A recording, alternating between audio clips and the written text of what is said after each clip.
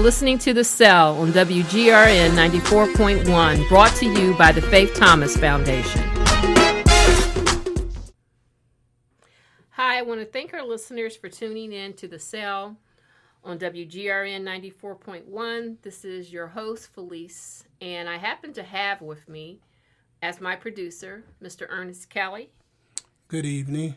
For those of you who don't know or is just tuning in, first-time listeners, Ernest happens to be my brother from another mother. We go way back. And I mean, when they say way back, we go way back.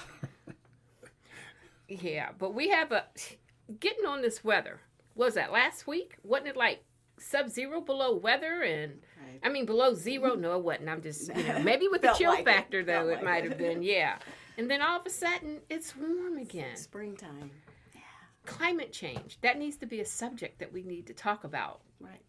One time is some climate changes. Climate change. Because climate change does impact individual. I mean, the weather does impact individuals with sickle cell. It does. So if this time of year, I was just totally surprised that we had the snow. And then here we are back at fall weather. And it's just like, am I wearing a jacket? Layers. Yeah. Layer up. What's up here? What's up here? We have a special guest with us again. Yeah. We happen to have Margie Chapman. And for those of you who listened last week, Margie did our last two shows for us in which she talked about our garden, a.k.a. the OG. And we really had a fantastic time with you, Margie. Did. So welcome back. Thank you very much. Thanks for having me back. Yeah. If you listen to the shows, we kind of mentioned that Margie wears several hats. And we saved this hat for this show because we really kind of got into what she's doing. What side of town is it that is the southeast side? Southeast. Yeah, southeast side. Tell them real quick about, for those who didn't listen to the shows last week and hadn't be tuning in, this week, what is it that what is the OG? The OG is a community garden that we started on Berkeley Road in the Driving Park community. And it is a garden that is open and available for anyone. It's not just a vegetable garden. It also serves as a gathering space for people, not only in the community, but people that are just passing through as well. Yeah. She's got a big schedule for next year. She's going to have a lot of activities and planning and things going on. I told her, I looked at her, I said, I just see big. I just saw this big glow over her when she was, talking to us about the garden. She's going to have, there's music that's there. You're also going to be doing activities with the senior citizens. You have a facility that's opening next. Yes, there's a senior living facility that's opening soon, and we're going to look to partner with the facility in getting the seniors engaged in the garden. Okay. Just interacting with the kids, teaching them, wisdom, manners, and then working with them in planting and growing the garden.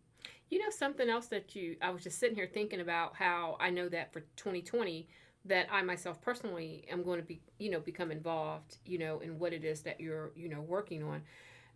Not just because I want to help you, but also for my own personal reasons of wanting to learn how to garden.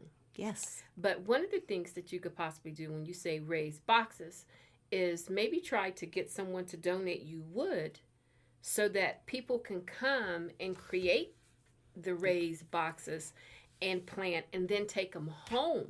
That would be a great idea. I am collecting large planters for people to do the same thing. So they can plant a little garden in the planter and take it home.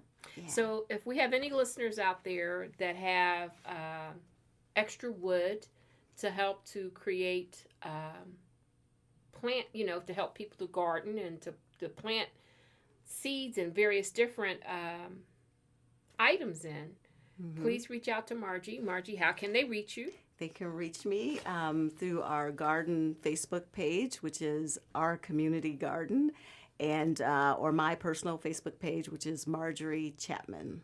Okay. Well, I'm definitely wanting to learn how to grow my own stuff.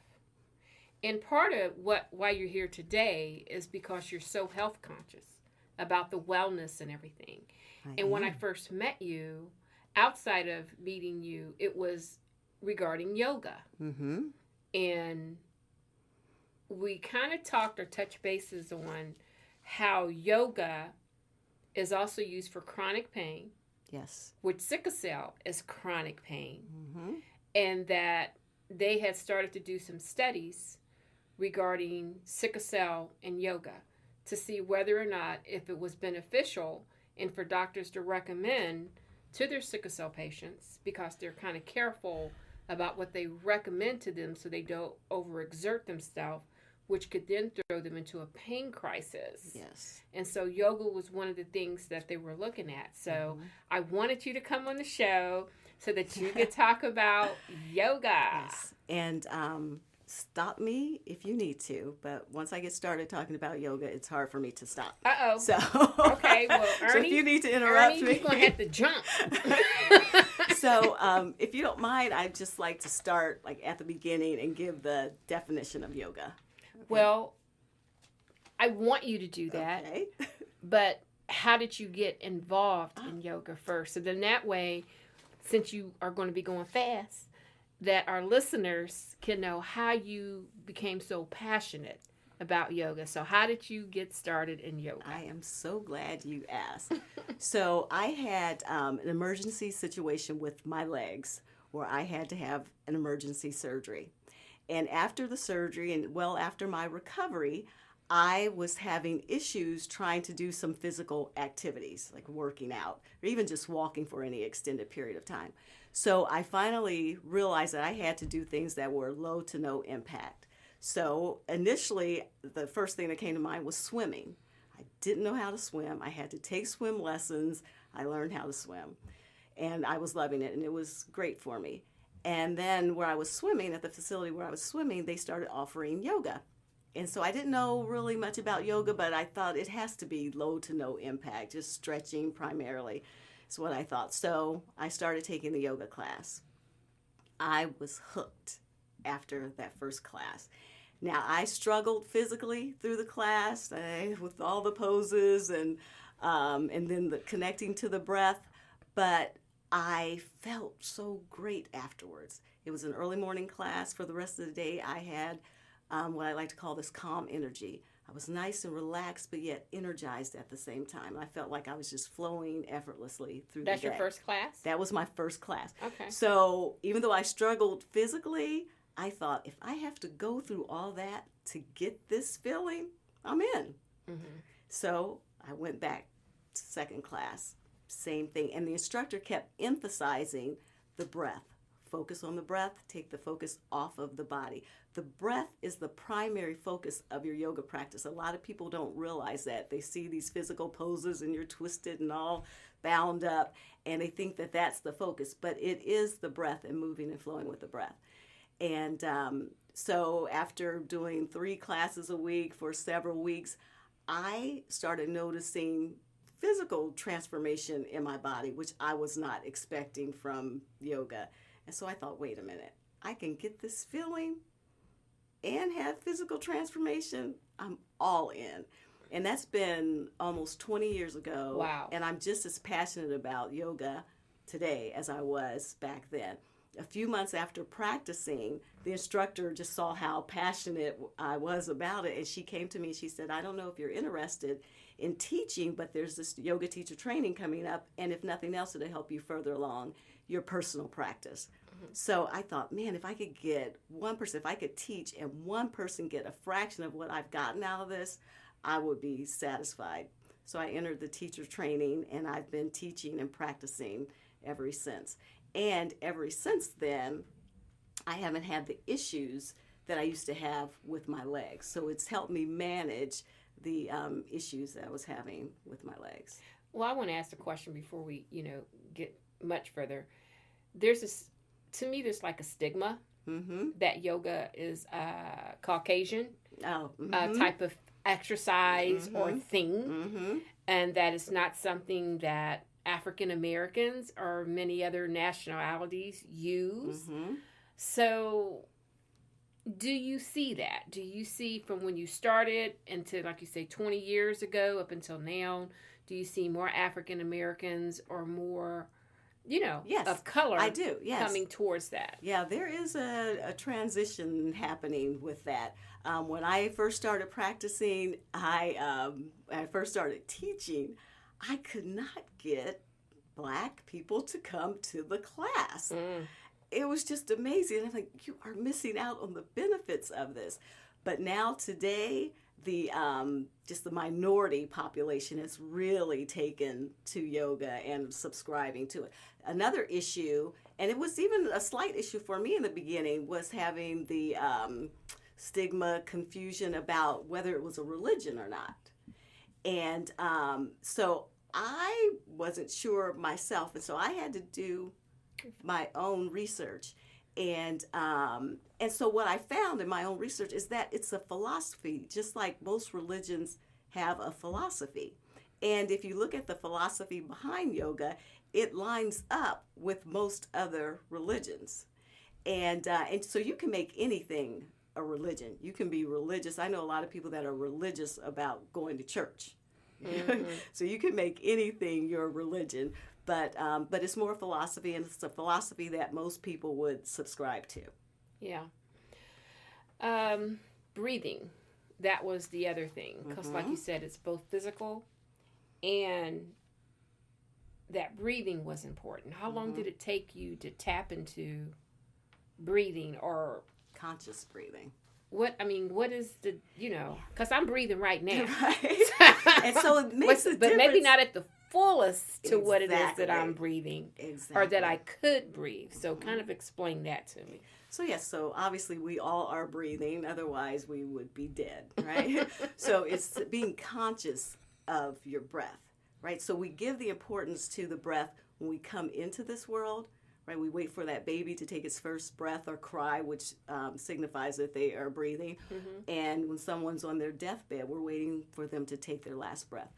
But what we should be doing is giving as much importance or focus on that breath in between coming in and going out, right? It is our source of life. So the more consciously we breathe, the more connected we are. And see, here's where I can go off. But it's just being conscious. It's a tool that we have that we react to every situation in life with our breathing, right? I always like to use the example, if you're driving a car and someone cuts you off, what do? You grip that steering wheel and you end up holding your breath, right? And then after a few seconds, you're like, oh, let me breathe, right? So that's just an exaggerated example. I don't know about holding no breath. I think that a few words of something else come up out of there. That's after you've held your breath for a second or two. Oh, okay. Right?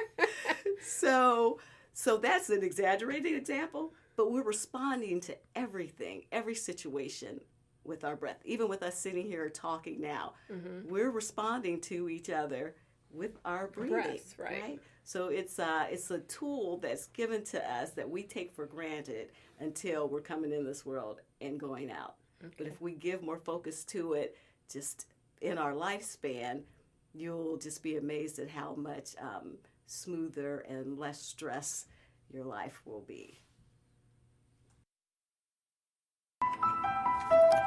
We're getting ready to take an identification break. The Faith Thomas Foundation is being broadcasted on WGRN 94.1 FM. It's also broadcasting worldwide at WGRNFM.org. So if you want to listen to us live streaming, please make sure that you go on WGRNFM.org on Wednesdays at 7:30 p.m. and you can also listen to us stream live. Thank you. I'd like to welcome our listeners back after that identification break. We have with us here Miss Margie Chapman, and she's here giving us a lot of good information on yoga, and one of them happens to be breathing. She was happened to be explaining that how even though we are breathing right now, we're not taking full advantage of our breathing techniques. So Margie, if you can continue on with like maybe teaching Ernie how to breathe. Ernie looked Yeah, at me he's like turning Ernie blue looked over at there. me like what? So there, what the goal ultimately is to maintain an even inhalation and exhalation. The inhalation naturally is an energizer to the body, and the exhalation is naturally a relaxant to the body. I actually have a breathing app on my watch, my Apple Watch. Oh, So I I don't do practice yoga, conscious- but I Yes. do breathing exercises throughout the week whenever I'm So I have let my me tell you, watch so on. you actually are doing yoga, and so this is a misconception because yoga it's moving and flowing with the breath. So you don't have to be doing the yoga poses to be practicing yoga. What we're working towards is having a moving, flowing, everyday life, constant meditation, if you will. So you're staying connected to the breath and being conscious in everything you do to the breath.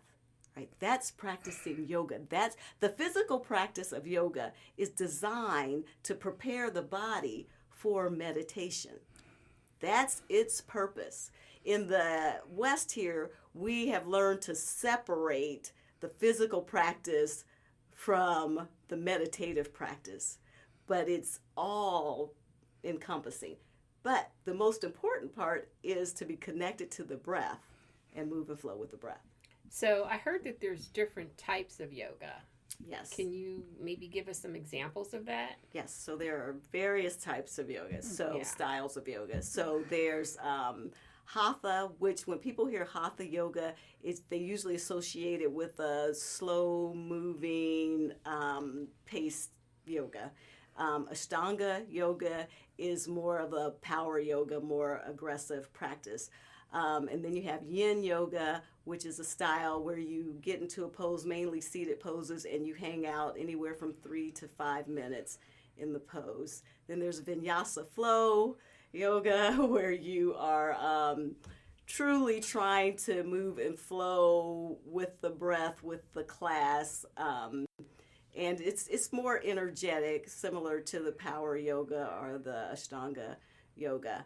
There are a lot of styles So of the yoga. Western, which The I'm one that I'm assuming- familiar with that I have an interest in is like the hot, where they're in like Hot yoga, Bikram yoga. Yeah, I heard where something they're- about Yes. that. Yeah, a lot of athletes are. Mm-hmm. They've sold them on that. Yeah, Mm-hmm. Well, it's just now what you say about the breathing. That's the part I that I'm trying to connect, because some of those positions and stuff look like it'll be real hard to like breathe. well, this is why we I hate don't to call. say that. I'm sitting there imagining myself trying to bend over.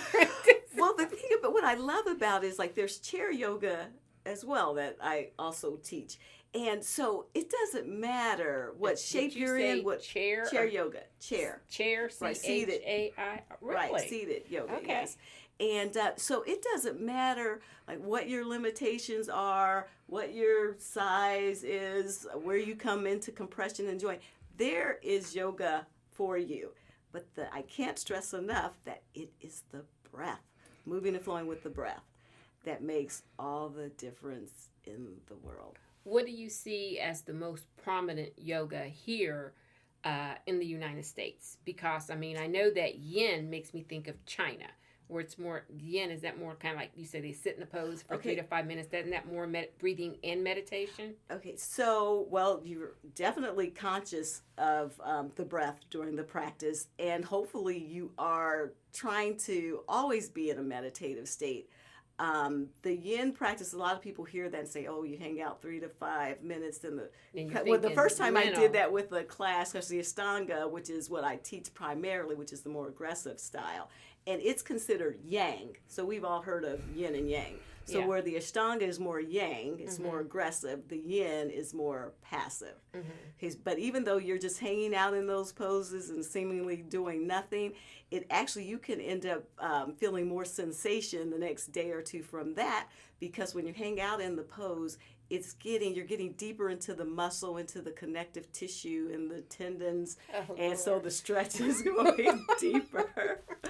But it's a good thing. I always like to say that in yoga, we don't experience pain. We only experience sensation, Yeah. right? Oftentimes we confuse the two.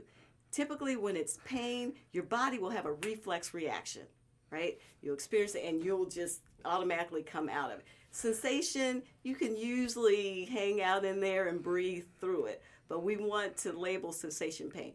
And so I say that so when you're finished with the yoga practice and someone asks you, how was your practice? You can say, it was sensational, not painful. Right? Yeah. I want to get into the chronic, okay, because Yes. the chronic pains. So you named all these different types of yoga. What would be a good yoga to start for an individual that is suffering from, chronic pain? It doesn't have to be sickle cell. It could be any other chronic disease that deals with pain. What would you, because I'm even talking about myself. I'm sitting over here in pain right now. What would Sure you it's not sensation? Huh? Say, are you sure it's not sensation? I'm just kidding. I'm like, huh? No, honey, this is pain, okay? But what would you recommend, Starting off initially, I would recommend either restorative yoga or chair yoga and possibly yin yoga. Because I know I have a lot of connective tissues. Mine is dealing with connective tissues, things being too tight and causing me other problems, throughout one whole side because everything's just Tight, yes. so tight. But even that's a pain. But then you have individuals such as sickle cell patients that suffer from, chronic pain that can cause them to flare up, flare-ups. So would you recommend the same type of, yoga Yes, the for same them also? type of yoga, the restorative, chair, yin, a style that's going to be more passive.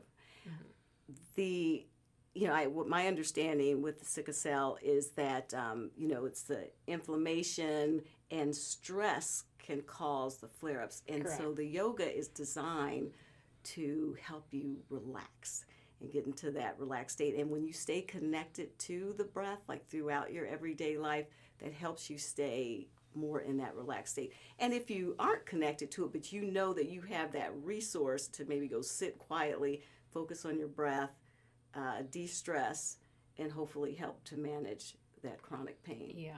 Yeah. I mean, I'm gonna have to give it a yoga. So the yoga, for some reason, I always associated it with weight loss. But is it a weight loss It can be. exercise? It can induce weight loss. My personal experience was that I didn't lose weight, but I just you're elongating the muscle, so you are losing more inches. So the scale didn't reflect necessarily weight loss, but my clothes reflected that the inches were lost. What's coming on? Yeah. Okay. So now, do you do one-on-one yoga training? Do you go to somebody's house? Do they? Now, you have a studio, or do you do it in groups? How do you have that? Right now, I do it all. So I used to have my own studio, and then I moved out of Columbus and disassociated myself from the studio because I wasn't here. And so now that I'm back in Columbus, I do more one-on-ones. I do have access to a yoga studio if someone wants to not practice at their home, but come to another space to practice. I can do that. If people want to if you wanted to put a group together, you could put a group together and we could schedule it to either meet at either someone's house or at the studio to practice. So I kind of do it all. Okay. Okay. So all that information's on your website? All that information will be on my Facebook page. I'm always challenging you, aren't I? Yes, you are. I'm not a good Facebooker, but I'm trying to be. Yeah. So, and it's Marjorie, Marjorie Chapman, CHAP as in Paul, MAN. So you can reach out to her, and she'll do classes with you or practice with you one-on-one, or like she said, she'll do a group. And I think that's And all great. you have to do is show up. I have mats, blocks, straps. everything you, I mean, it's Really? great if you have your own personal mat because it becomes a personal practice and you want ultimately to have your own mat, but I have it all. Really? So a person who doesn't have those items can still come. I think that's great. And also, I also always offer the first class, either it be a private or group class, free. I never want anyone to pay for something that they don't like. I think that's so great. you try it free. If you don't like it, you're not out anything. I try to eliminate all the excuses for at least having the experience. Well, you Right? have to come. You don't have to bring any equipment. All you have to do is show up. You don't have to bring any Darn, money. Ernie, I was sitting Just over show here up. They're trying. She's over here trying to come up trying with to think of excuses. what I can come up with excuses not to go. No excuses. No None. She took them all away. Well, how do you the clothes you wear? How what? Most athletic wear will work out well. Oftentimes men come with like shorts, like gym shorts and t-shirt. Women, Do we have to most take women, our shoes off? it's shoe and sock free. So you have to take your, and You let gotta me make tell sure you. you wash them feet. Yeah, Ernie, you gotta dust those feet off. My toenails might be a Make sure- problem. Make Let sure me you got see. to go get that manicure before you go up in Well, there. let me tell you this. A lot of people come in for the first time, and when they realize they have to take their socks off, they're like, oh, no, my feet are... I'm like, let me tell you, after the first minute, if not before, you will forget all about your feet. Wait a second. You... Dude, she got Febreze sitting up over there. When we say your feet stink. Oh, I have spritz. I have essential oil spritz, let me tell you. So we use it for a multitude of things. A yoga studio can be the smelliest place you ever walk into between feet. And then when you're twisting and turning and folding and it's getting all that gas bubbling up, let me tell you. And then you got releasing the toxins through your sweat. It can be one of the smelliest places you've ever come But into. don't let that discourage you. No, please don't. It's worth it. It's for healthy reasons. So I there's a couple more things that I like for you to talk about. But we have to get ready to say goodbye for this week. But we'd like to do a part 2. Oh, I'd love to do a part 2. So with that being said, I want to thank Ernie for being here with me tonight. It's been very informative. Yes. I didn't know I was doing yoga, doing that Yeah. breathing app. So I know. So now I will stand up when I'm breathing. Hey, we can talk. Yeah. We'll talk more after the show. And Margie Chapman, hey. Thank you. Is anything else you want to say real quick? Let's give your Facebook You know, page. My Facebook page is Marjorie Chapman, MarjorieChapman. Okay.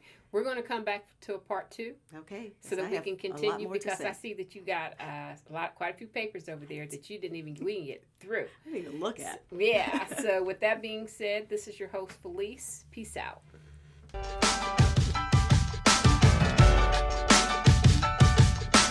Well, that's the end of today's show. I want to thank you for listening to The Cell on WGRN 94.1. You can find us on Facebook or at faiththomasfoundation.org for more information on our upcoming events. Join us every Wednesday night at 7:30 p.m. here on WGRN.